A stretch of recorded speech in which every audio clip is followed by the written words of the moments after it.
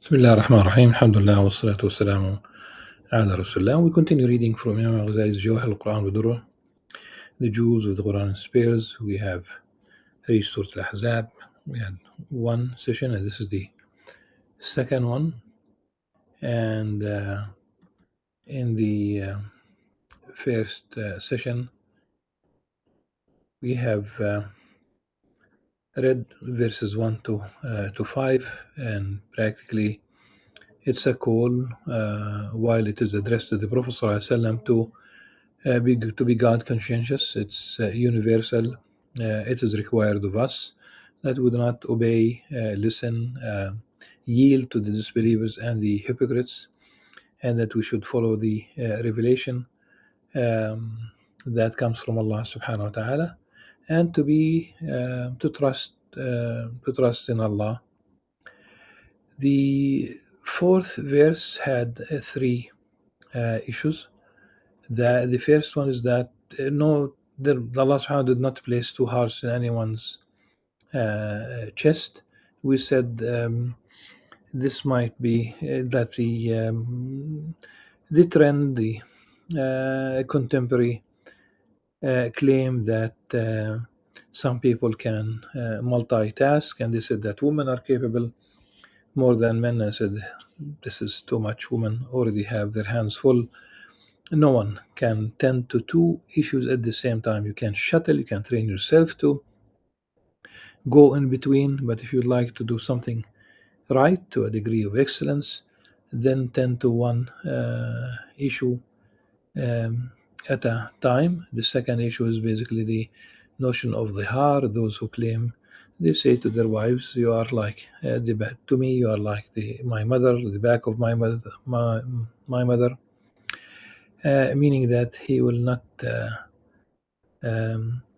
have an intimate relationship with his wife. And we spoke about the penance for this before they resume their marital life. The third issue is adoption, that whomever you adopt, and I say technically speaking, they are not your sons, they are not your children. If it's a boy, he is not your son. If it's a girl, she is not your daughter. There are people, if they are babies, usually people use they asked for the husband. He asked, for example, his wife if she's still breastfeeding, or his sister if she's still breastfeeding, to breastfeed the baby. But that does not make the baby a son or a daughter, and that the proper thing is to call them, to just keep their family names if they know them. If not, then if they don't know the parents, then they are their brothers, their sisters, of course. They are brothers in religion. This is verse 5, and I think this is where we stopped. Let your adopted children keep their family names. That is more just in the sight of Allah. But if you do not know their fathers, then they are simply your fellow believers and close associates. We said that the occasion for this revelation was the story of Zayd bin Haritha, Hibb al-Nabi sallallahu alayhi wasallam. He loved Zayd, and we said that people used to call him the son of Muhammad, but of course he was not. And when he divorced Zainab bin Jahsh, the Prophet ﷺ, after she finished her waiting period, the Prophet ﷺ married her, and the ruling here is that no matter how much you care about your quote-unquote adopted son, he is not your son. And when the Prophet ﷺ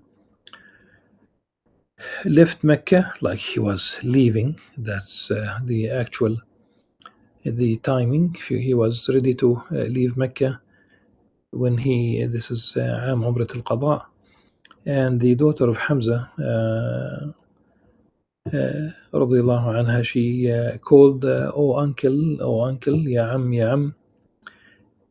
We have three men who each one of them wanted to take care of her. Ali ibn Abi Talib رضي الله عنه took her, and he told Fatima رضي الله عنها, daughter of the Prophet صلى الله عليه وسلم, take care of your cousin. And she carried her, and Ali and Zayd bin Haritha and Ja'far, all of them wanted to take care of her, and each one of them said that why he should be the one who should be allowed to take care of her. As for Ali, he said, I am more entitled, she's my cousin.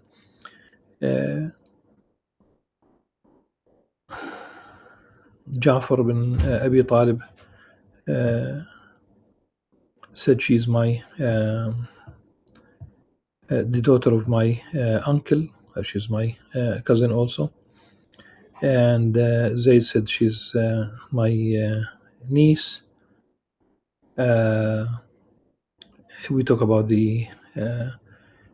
but Jafar said her maternal aunt is my wife, meaning Asma bint Umais. For the Prophet ﷺ said that she should be given to her maternal aunt, and he said al-khalatu manzilat al-umm. And for Ali, now here the Prophet ﷺ made a statement that, just to take care of their hearts, after he already made the ruling that Ja'far رضي عنه would be the one who would take care of the daughter of Hamza. Now he made three beautiful statements to each one of them. He said to Ali رضي عنه, أنت مني وأنا منك. You are part of me, I'm part of you. Remember that the Prophet ﷺ was raised amongst his cousins, the children, with Ali ibn Abi Talib and his siblings. And for Ja'far, he said, أشبهت خلقي وخلقي. You look like me in terms of physical appearance, in terms of manners. And he told Zayd, you are our brother. أنت أخونا ومولانا. You are our brother and you are our associate. You are allied with us. So by saying أنت أخونا ومولانا, this is a fulfillment as in the verse فإخوانكم في الدين ومواليكم. إن النبي أولى بالمؤمنين من أنفسهم. Now we talk about verse 6. وأزواجه أمهاتهم. The Prophet has a stronger affinity to the believers than they do themselves. He's more entitled to them more than themselves. وأزواجه أمهاتهم. The wives of the Prophet are their mothers, and his wives of the Prophet ﷺ, are their mothers. This is why we call them mothers of the faithful. المؤمنين, أمهات المؤمنين, the plural. وأولو الأرحام بعضهم ببعض، وأولو الأرحام بعضهم أولى ببعض في كتاب الله من المؤمنين المهاجرين إلا أن تفعلوا إلى أوليائكم معروفا كان ذلك في كتاب مسطورة. As ordained by Allah, blood relatives are more entitled to inheritance than other believers and immigrants, unless you want to show kindness to your close associates through bequest. Ma'ruf. This is decreed in the record. This is in the book.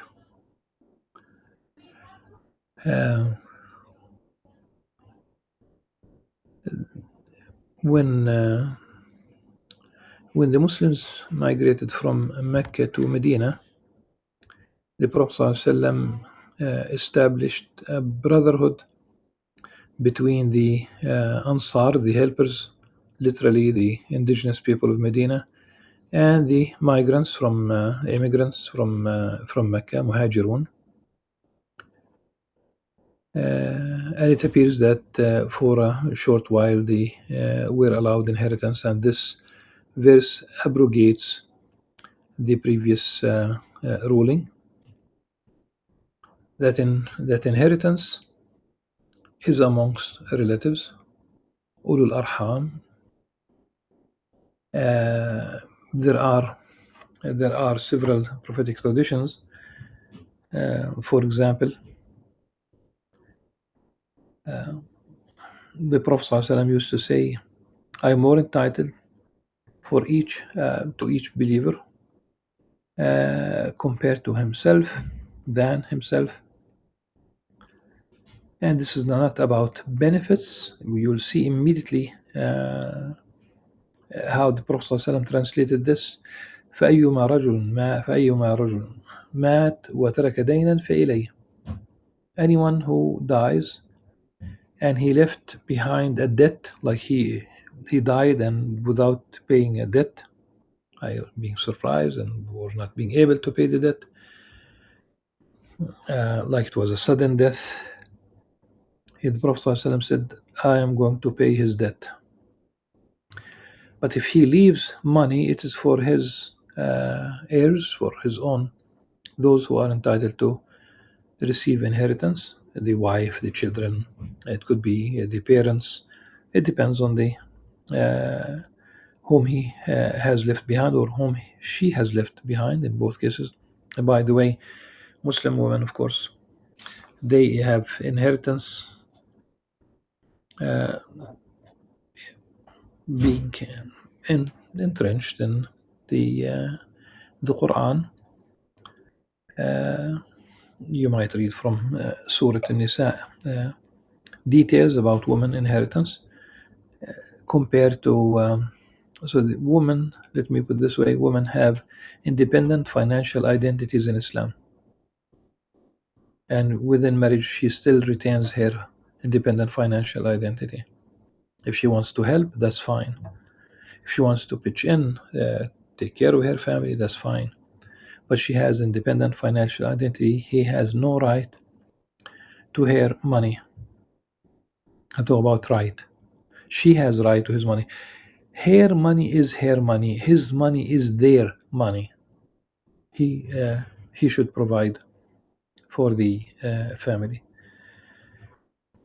And by saying that the wives of the Prophet are their mothers, meaning that in terms of prohibition, but also in terms of respect, in terms of honoring them.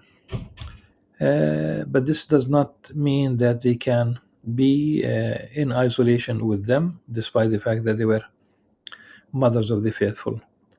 And the prohibition does not extend to their sisters or daughters, if they had daughters from before, or thereafter, so they could get married. And some scholars call them the sisters of the faithful. So you have mothers of the faithful, such as, for example, Aisha, anha, sisters of the faithful, like Fatima, anha. And there were even the discussion went as far as asking whether the maternal family would be called Khal al-Mu'mineen, such as Muawiyah himself. And Imam Shafi'i said yes. And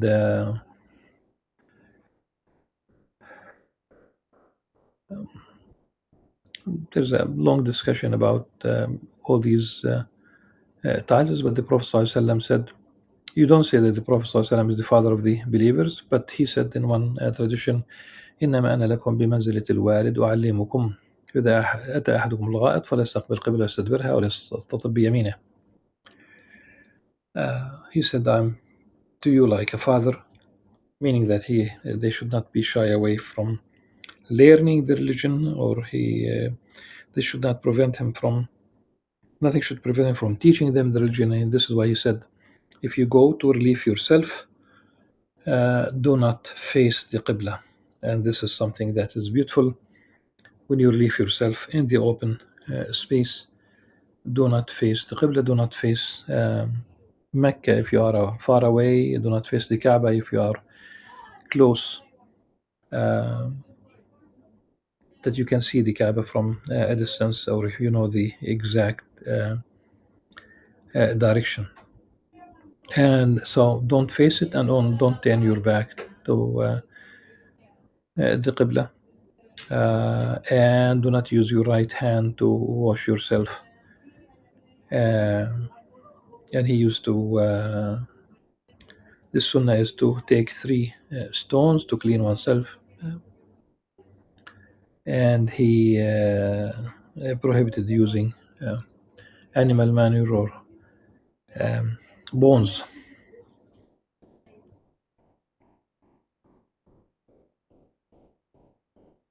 So the Prophet ﷺ,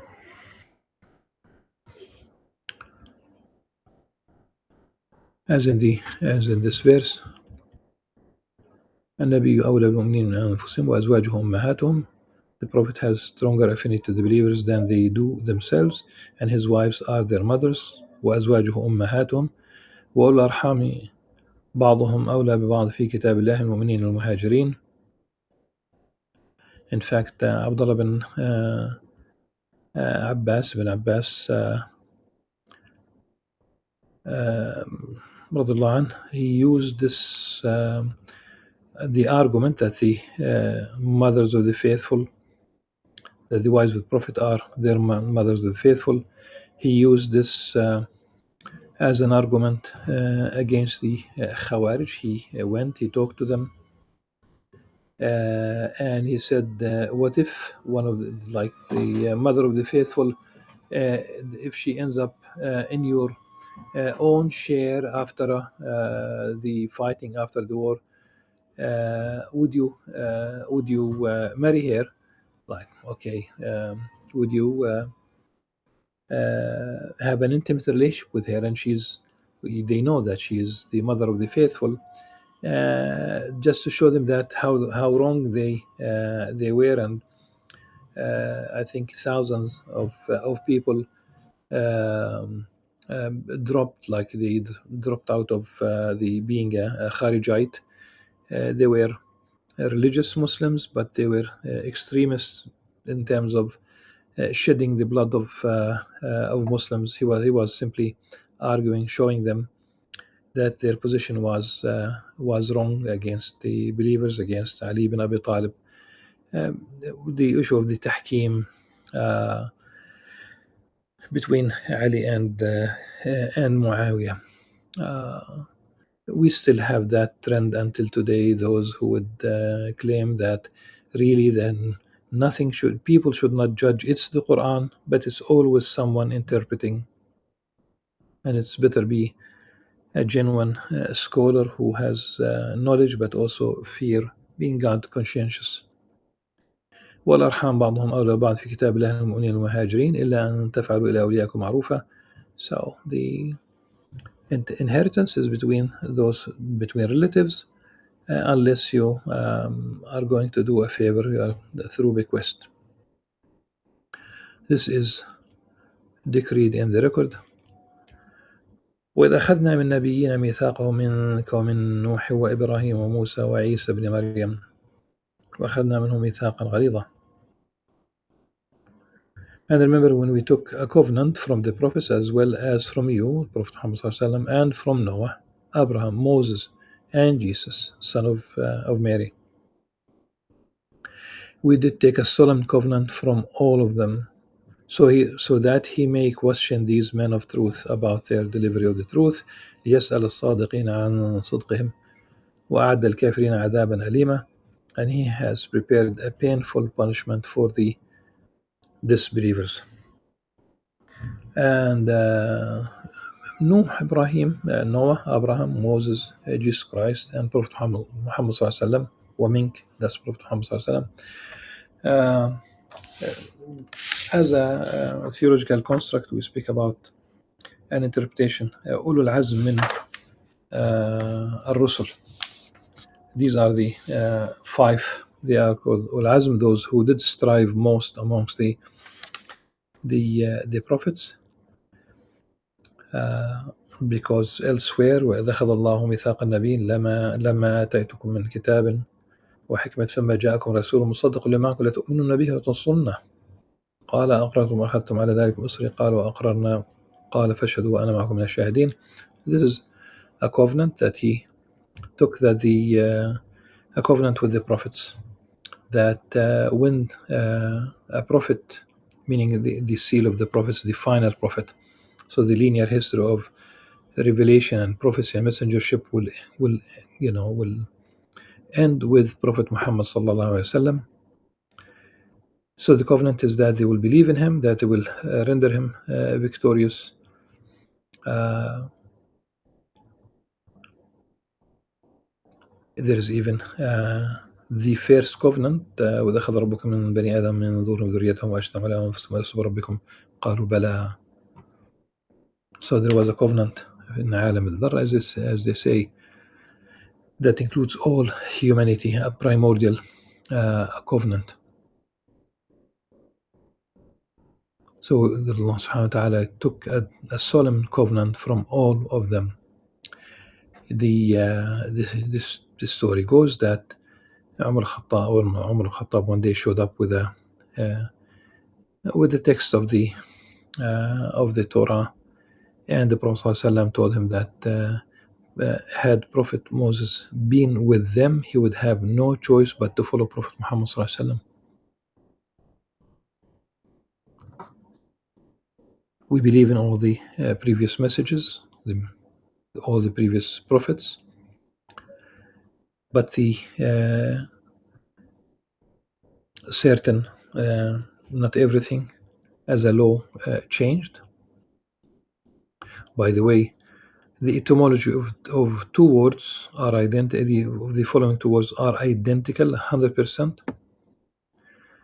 The Arabic Sharia and the Hebrew Halakha.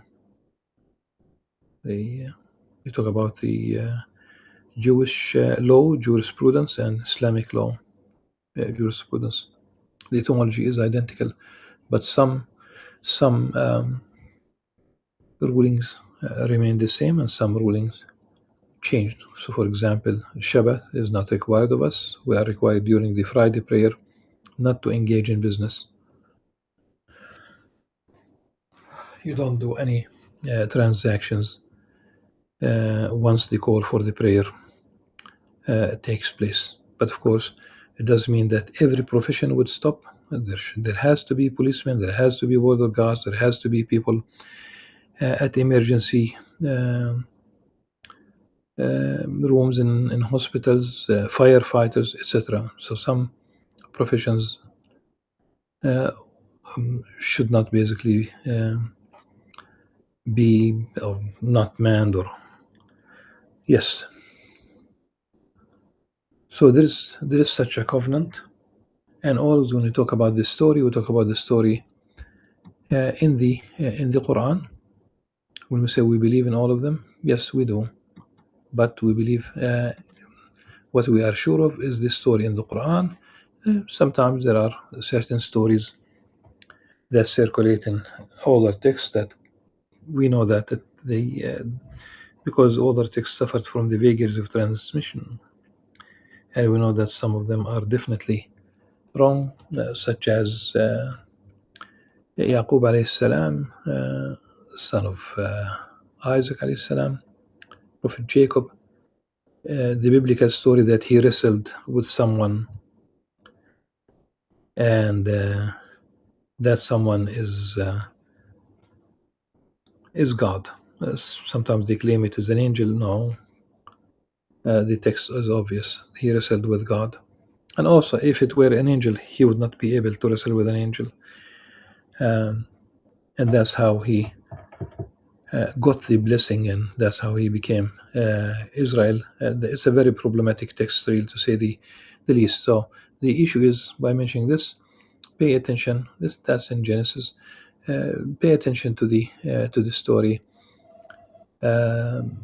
The story that should be accepted, and we believe in it, is the story in the Quran. Muhaiminan, the Quran is supersedes. It has the upper hand vis-a-vis the previous.